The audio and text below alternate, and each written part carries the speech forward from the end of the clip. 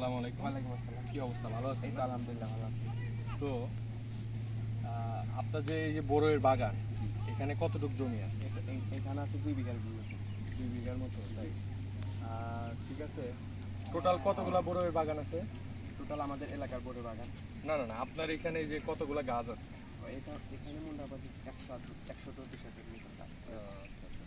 আচ্ছা, এখানে যে নেটগুলা যে দিচ্ছেন, এই নেটগুলা কেন? এই নেটগুলো দেওয়ার কারণ হলো পাখি, চাম্বাদু এইসব যাতে না খায়, আর যেহেতু বড়ে এগুলা খালি বড়ে মানুষের ওরকমভাবে করতে পারলাম, বুঝতে পারলাম। আচ্ছা, তারপর এখানে কি কি জাতের বড়ই আছে? এখানে আছে আপেল কুল, এগুলো হলো আপেল কুল। তাই? আর একটা আছে বল সুন্দরী, এটা হলো বল সুন্দরী। আচ্ছা আচ্ছা আচ্ছা।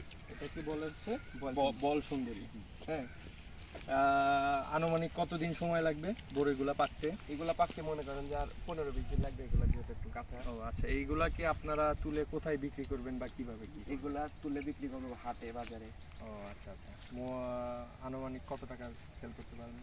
আনুমানিক 50-60 হাজার টাকা ও এরকম। যাক যাক, মাশাআল্লাহ। এটা মানে চাষ করতে কেমন কি খরচ বা কি করতে হয়? খরচ মনে করেন যে এটা থাকে, ওগুলা কেটে দেওয়া লাগে প্রত্যেক আচ্ছা, বছর কাটা লাগে, তারপরে ওই জায়গা থেকে এটা তো আপনার নিজস্ব জমি? জি জি।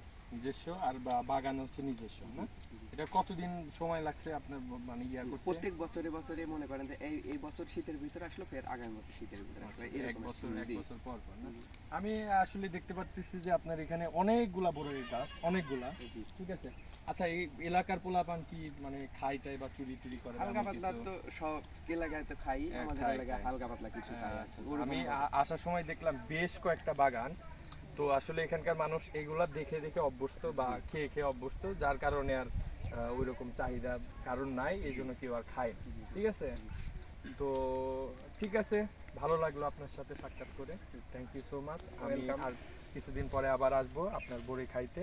ইভেন এখান থেকে বড়ই নিয়ে আমি ঢাকায় যাব। ঠিক আছে? ঠিক আছে, ধন্যবাদ। আল্লাহ।